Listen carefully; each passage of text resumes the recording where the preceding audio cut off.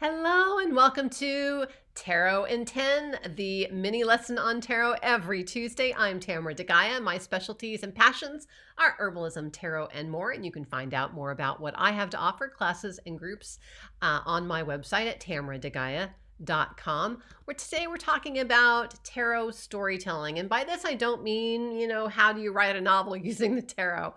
I mean, finding the story in your tarot spread so that you deliver a reading either for yourself or for another seeker that flows. So, this is a very important aspect of tarot and it takes a lot of practice. There are two parts of learning to read tarot. The first part is learning the structure of tarot and the card meanings, and the other part is intuition, and they really go hand in hand. Now, for this portion of tarot, it really relies heavily on your intuition. So open up and let that right brain flow. Think about your tarot reading as an hourglass, something that starts wide and kind of encompasses the entire reading and spread, then goes narrow and specific, and then goes broad and more general again at the end.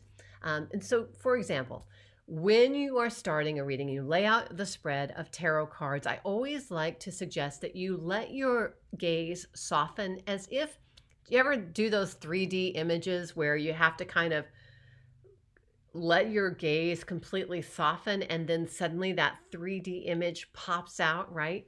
Do that when you are, after you've laid out your tarot spread, take a moment to gaze at your spread and see what stands out to you. Is there a lot of action or is there a lot of inaction?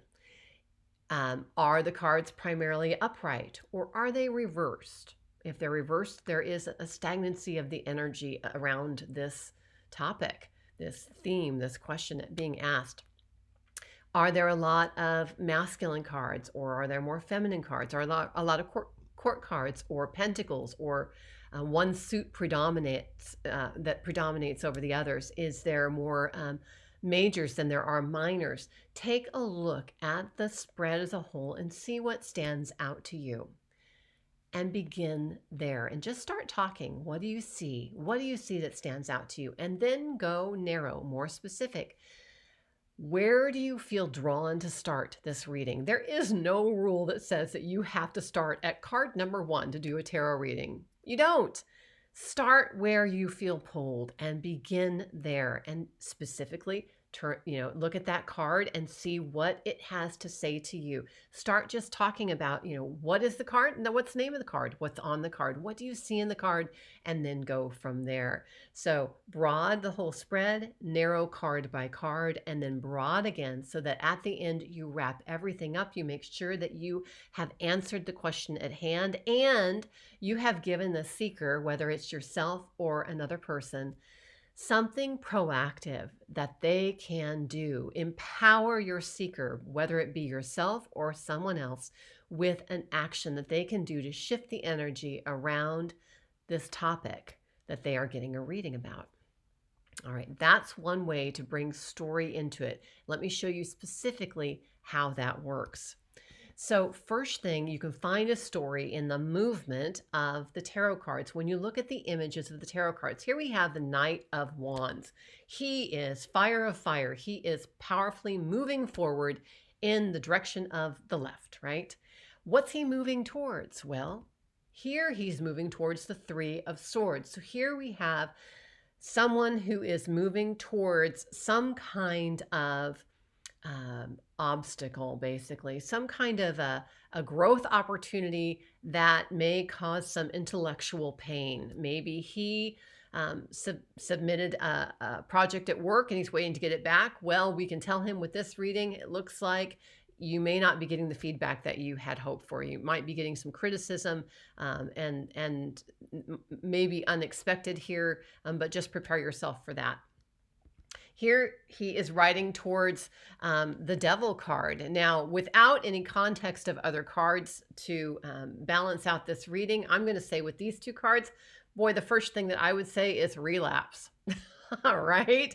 He is heading in the direction of possibly a relapse in some form of maybe addiction relapse. It doesn't necessarily mean that. The cards around these two cards would definitely inform what it means. But if I were putting these two cards together, that's the word I would come up with.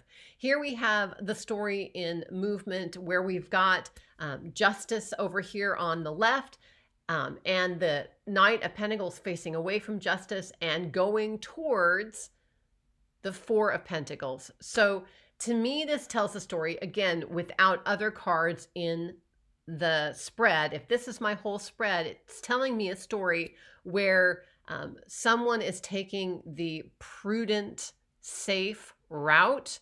They are making a choice where they are not taking any risks. And since he's going away from justice, I'm going to say that the risk that he is not taking is one where he's not standing up for what he believes in. He's not being true to his own ethical self. He's taking the safe road. And maybe this is a situation where instead of speaking up, he's just staying quiet. Where, his voice, adding his voice to the fray would maybe be more true to his ethics, what he feels is right, but he's taking the safe route. Maybe it's at a job, maybe it's at work where he doesn't feel like he wants to take that kind of a risk to stand up for what's right. Does that make sense? You can also find the story in interactions and relationships. So here we've got the Queen of Wands looking towards the Knight of Cups, and he's looking towards the Queen of Cups. Again, without any context for these, it looks like there's a potential third party in a relationship.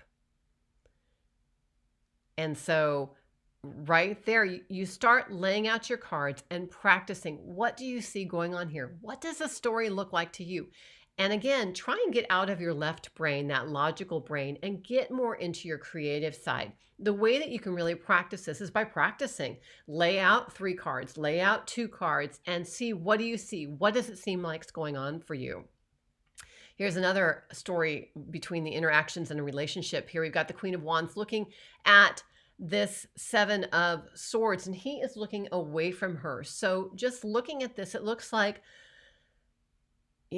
this could be somebody who wants to bring his ideas to her, but maybe he's shy. He's uncertain of how she's going to respond. So he's kind of coming towards her cautiously. It could be that she is suspecting some deception going on that's coming towards her in some way. Okay. Here is the 2 of Swords, and if the cards next to her were up near her swords where she's trying to make a decision, maybe these are 2 things that she's trying to make a decision between. So there we have a relationship between these cards that perhaps she's trying to decide whether to play it safe or whether to, go and out in her community and celebrate something. During the pandemic, this would be a very a very real kind of decision. Do I play it safe, or do I, enjoy time with my community? And so there's some decision there. There's also story in the directions that these characters are facing. Sometimes if they're facing towards the left, it could be that the card on that side is about the past. Sometimes if the character is facing forward, it might mean that that is the present, and facing towards the right could be the future. Not always, but that's another option when you're looking at the story that the tarot is telling you. Another way to look for the story in your tarot reading is with something that a wonderful tarot reader and author Enrique Enriquez calls the visual rhyme. And in the visual rhyme, he looks at the similarities in the card and how they have transformed. So in this pair, he would say that the dog has transformed into the lion. So maybe something that was a small annoyance has become a big issue that must be dealt with. Here we've got very much a visual rhyme. We've got 2 people here who are stuck, and then we've got 2 people who've been cast out of a tower, and that is not their own doing. necessarily. Something has happened. One of them may have instigated it, but they're free falling and they're feeling like they're in limbo. And so, this could be a relationship where, it was a dysfunctional, codependent relationship and something shook it up. And sometimes these, the Tower is not necessarily a negative card. Sometimes things need to be shaken up in order to change for our highest good. But visual rhyme means taking those people and saying that something happened to put those people into this situation. Here we've got another visual rhyme with the devil. Look at the similarities between this imagery. And here we would say that those two people have gone from the bondage of the devil to the supplication of the friars here in the Hierophant card. And so there is a change here in their maybe their relationship or their situation. And so as a tarot reader, and depending on the other cards that are around that, the visual rhyme is, maybe they're seeing whatever was keeping them in bondage. Maybe they're seeing it differently, or maybe their situation has changed in whatever way. But there's definitely a visual rhyme to those cards. Here's another visual rhyme where we've got two people with this angel here in the Lover's card of creating a relationship. And then we have some kind of an awakening, a huge change of perspective possibly.